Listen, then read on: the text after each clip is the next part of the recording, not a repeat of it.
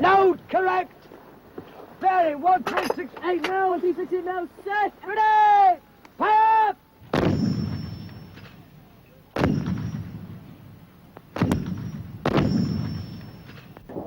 On the Argentine positions, the artillery was falling like rain, drenching the mountains in debris and smoke.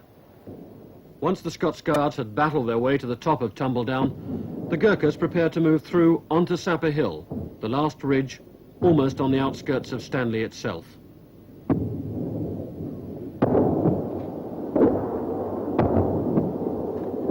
The helicopters, snuggling against the contours of the land, couldn't keep the ammunition coming fast enough. The final bombardment brought the guns down to their last half-dozen shells.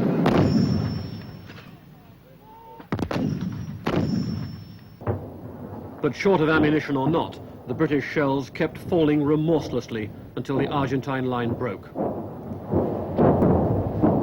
An Argentine cameraman showed what it looked like on the receiving end.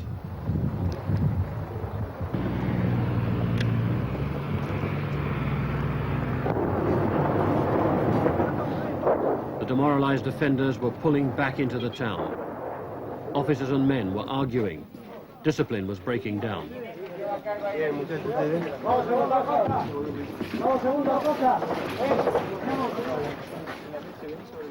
The British tactics were paying off.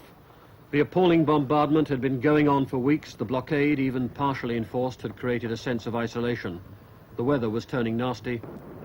There was nowhere else to retreat. The British were worried they might have to fight through the streets.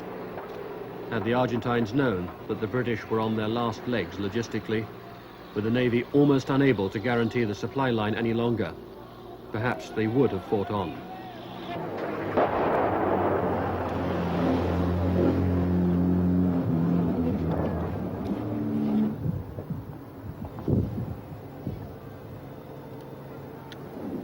Instead, suddenly it was all over. The guns fell silent. Negotiations will commence this evening. However, you are reminded that at the moment we still remain at war. We are still at war Argentina. with Argentina. And Camp Charlie Papa will continue to be furred. And we'll still have cap. Precautions against anything happening. Normal anti-air precautions. Argentina should be continued. 8-2, Roger, out. Negotiations will start tonight. Although there appears to be a ceasefire at the moment and the Argentinian forces in the Falklands have appeared to have surrendered, this does not necessarily mean that the forces in the mainland Argentine will necessarily stop fighting. Therefore, we will have normal cap, that is air cover, combat air patrols, and we should take the normal precautions against being caught by surprise or whatever. There is a white flag flying over Stanley. Very marvellous. Ciò hajazle, Marty Jansa Kosain Foko objectivement, Wa Fugera. Now their major had to explain to some rather disappointed Gurkhas that their chance for fighting and regimental glory was over.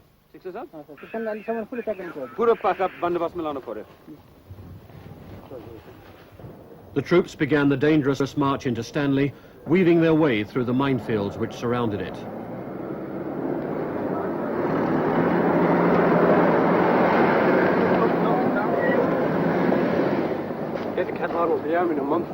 They followed carefully in the tracks of the engineers, the men who'd led every assault, showing the advanced troops the way through the minefields under fire. So helter-skelter had been the final move forward that his troops were almost at Moody Brook, the Royal Marine Barracks on the outskirts of Port Stanley, before Brigadier Thompson of the Commander Brigade caught up with them. I didn't think it would happen quite as fast as this. I expected this to be happening tomorrow and not today. But I'm delighted that it's happened today.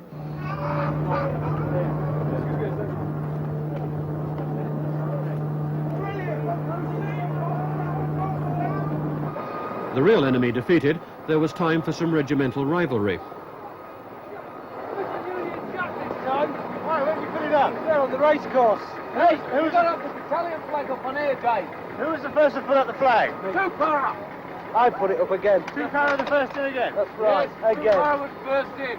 How much did you beat the others? 2.5 hours. So how long have you been here now? Since about 3 o'clock. 2 off, 2, 3 o'clock. What sort of opposition was there? Running opposition. Running. They ran away. So you just came straight in? That's right. And told to stop? That's right. How did We you- went into the town, put up the 2 Para flags, the Union Jack, and then was dragged back out by the Marines. Not feeling too good about that. What do you expect?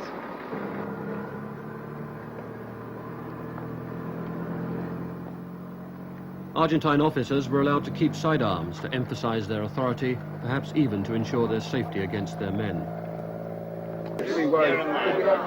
The surrender was unconditional in everything but name, because when the agreement was drawn up, General Menendez would not have the word unconditional in the final document. In Downing Street, news of the Argentine surrender came as an enormous relief. Prime Minister, could you have a word with us, please? Mrs. Thatcher, just back from telling the Prime Commons, Minister, we have was a exuberant. microphone here. Prime Minister, we have a microphone here. Wonderful news. And it's Great Britain. Marvellous forces, every single one of them. It's just been everyone together, and that's what matters. We knew what we had to do. We knew what we had to do. How do you feel about our And we went about it and did it. Do you think the ceasefire will hold, Prime Minister? I believe so. I believe so. There's still 1 or 2 things. Just listen to everyone. I must go down and talk to them. Right. Off the carpet, no? As Mrs. Thatcher savoured her moment of triumph with the crowds outside number 10, her opponents in Buenos Aires were getting a very different reception.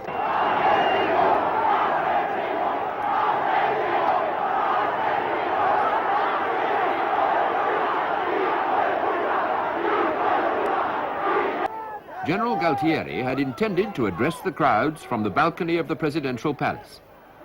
But because of the anger and stream of abuse directed at the Argentine leadership, the president took the precaution of addressing the nation from the safety of a television studio, far from the noise and violence of the scenes outside.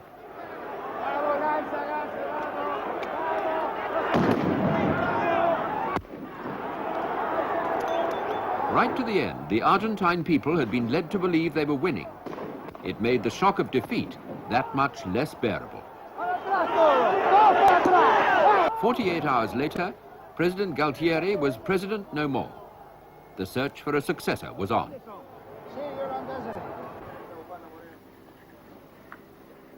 The uncertainties in Buenos Aires were having their effect on the Falklands. The prisoners, more than 6,000 in Stanley, several thousands more around the islands, had nowhere to live, little food to eat.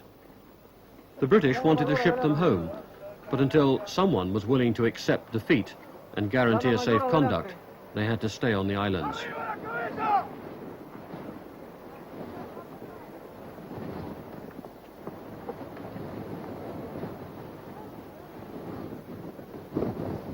The prisoners were taken out to the squalor of the airfield and left amid the mud and debris to fend for themselves. Suddenly, the danger of men dying needlessly through exposure seemed very real. It was several days before Argentina was stable enough to strike a deal to bring them home. Despite the vigor and the confidence of the British troops, it was a close-run victory. The length of the supply line and the need to defend it strained the Navy greatly. It could have gone the other way. At the end, it was a case of whose nerve broke first. General Moore kept his, and kept to himself, any doubts about winning until the battle was over. One has one's moments of doubt, and I would have thought that all human beings have their moments of doubt. One has to have the strength of character to overcome these moments of doubt. What I did not ever doubt was the quality of the man, and that, happily, I was right about. When you found it was over, that you'd won, you obviously had a lot still to do. What was your mood? I think my mood was elation above everything else, that the whole thing was over, that we'd done the job we'd come here to do, that the sacrifices that had been made by a lot of young men, and as you know, in those final 3 days we had 173 casualties, had all been worthwhile, because the freedom of the Falkland Islanders to live the life they wanted, under the government they wanted, was restored, and that's what we come for. So it was a great sense of elation in that sense.